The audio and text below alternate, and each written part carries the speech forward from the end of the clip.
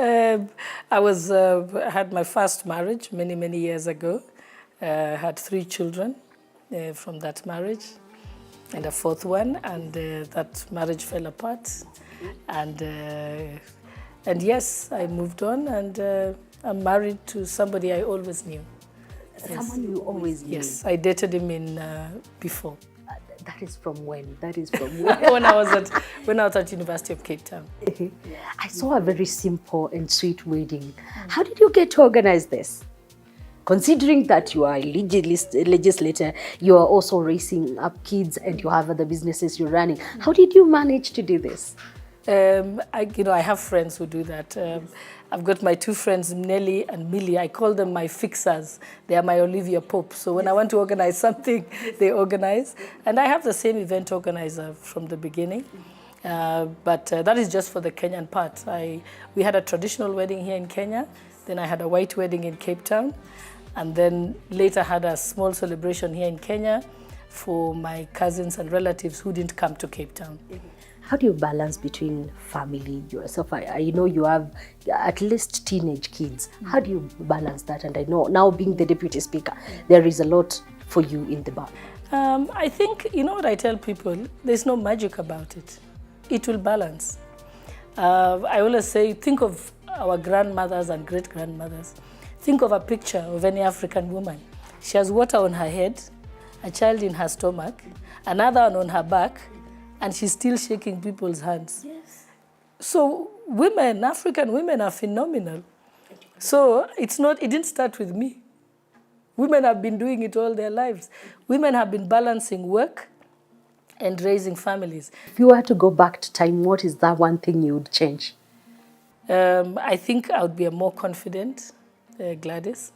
I would be less harsh on myself because I've always been very hard on myself. I don't give myself enough credit. I've always wanted things to work out perfectly. I work extremely hard.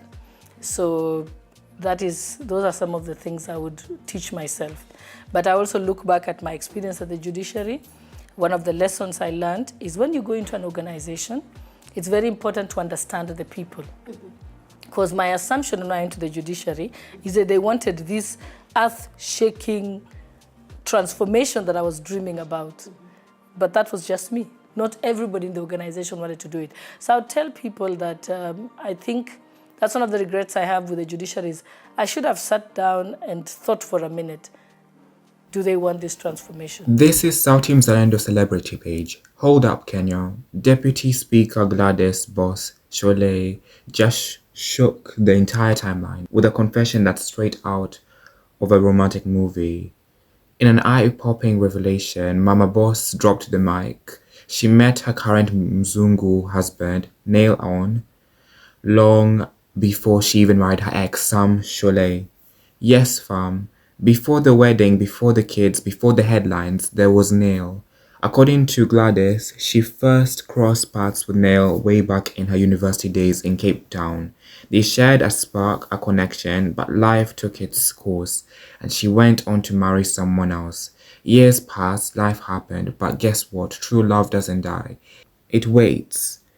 Now after her divorce, Destiny did a full 360. Gladys and Nail found each other again, sealed it with a wedding in 2023. Today, she's glowing with joy, holding hands with the man who was there long before the political fame, long before the limelight, a man who always had her heart. Kenya is in awe. Some are inspired, others are shocked, but everyone is turned in. Because this isn't just about love, it's about second chances, choosing happiness and owning your story.